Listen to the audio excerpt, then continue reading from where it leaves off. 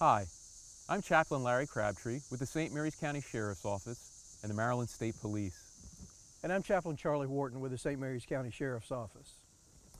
Well, Charlie, we have been involved in, I think, a very relevant and practical series dealing with our emotions, how to understand them, how to communicate them, and how others perceive what we're feeling and how we're communicating it. And so I think something that might be really helpful in law enforcement work might be the issue of how is it that we communicate with people who just don't want to communicate, people who might be a little upset, or they're upset with you.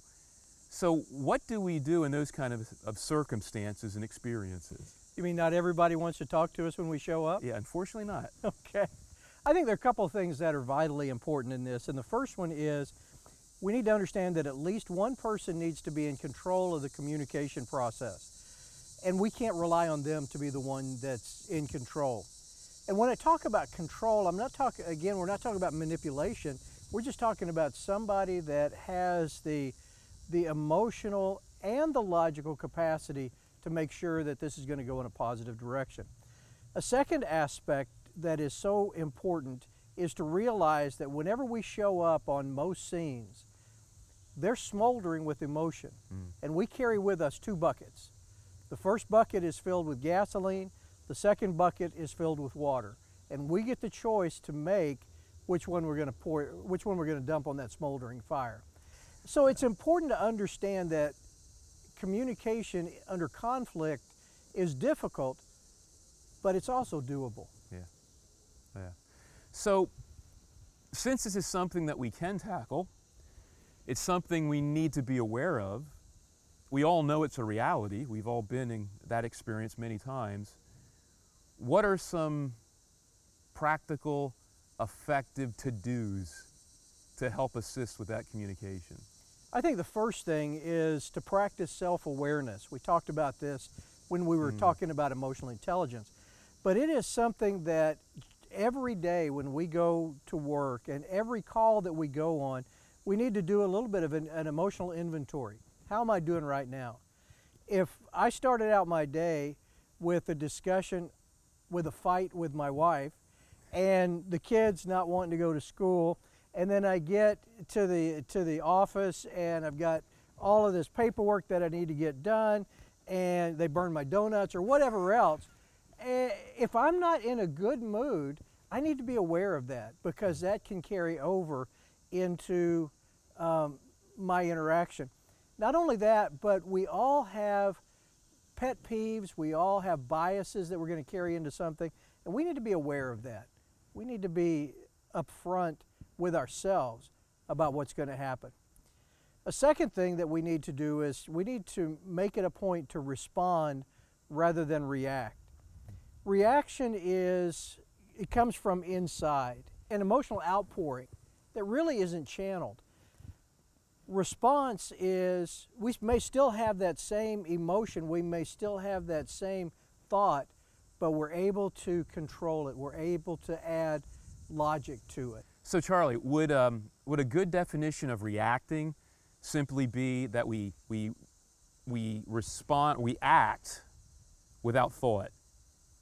Correct. It comes from inside as opposed to from the brain. Yeah.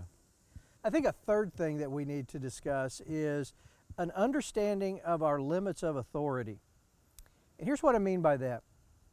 Have you ever found yourself in a situation where you make a promise or you make a threat that you can't follow through? In other words, if you show up on a scene and somebody's not communicating with you, or they're not doing what you want them to do, and you say, if you keep doing that, I'm going to take you to jail. And then all of a sudden you realize you can't do that. It's not a jailable offense, or you don't have enough information for that. When that happens, we lose credibility, and we give the other person the upper hand in that communication process. You know, that's a lot what happens in debates. When you don't have a good answer, or you don't know how to respond, you tend to attack that person. You throw out these emotional, vitreous responses, and that doesn't work. There's an interesting word from debates called ad hominem, and that's exactly what it is. I can't argue the facts, so I'm going to turn on you. Yeah. And we see this a lot in politics.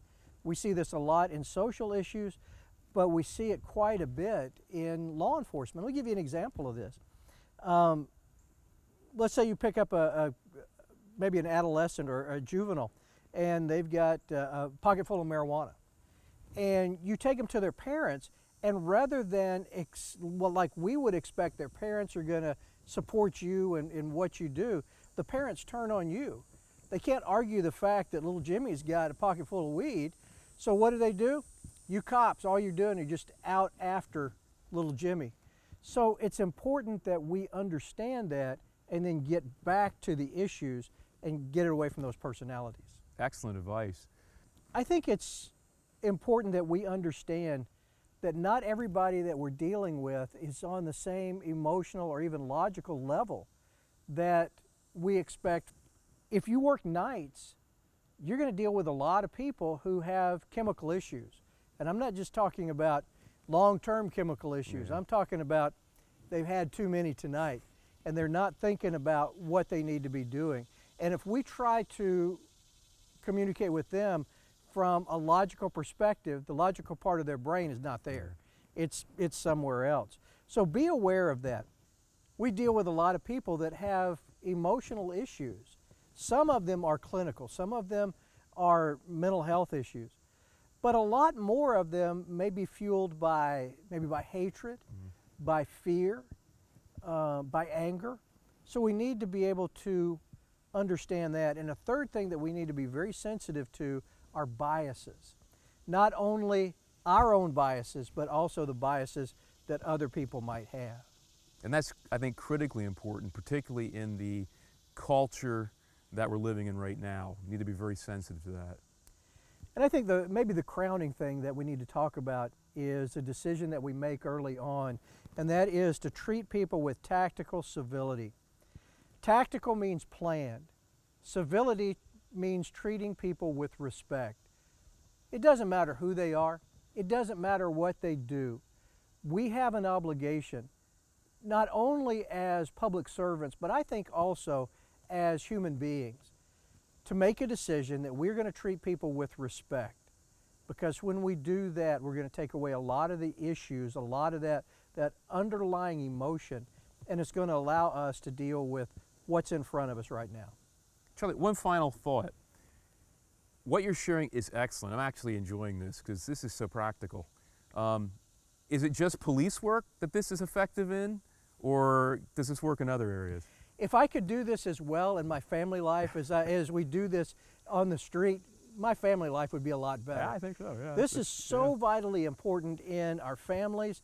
It's as we deal with our spouses, as we deal with our kids, as we deal with our coworkers. Yeah. Anytime there's a conflict, and whether it's something that's out on the street or something that's in the squad room or in the jail or wherever else, we need to be able to rely upon these key elements of conflict communication.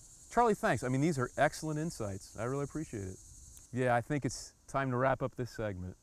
So, be strong. And be safe.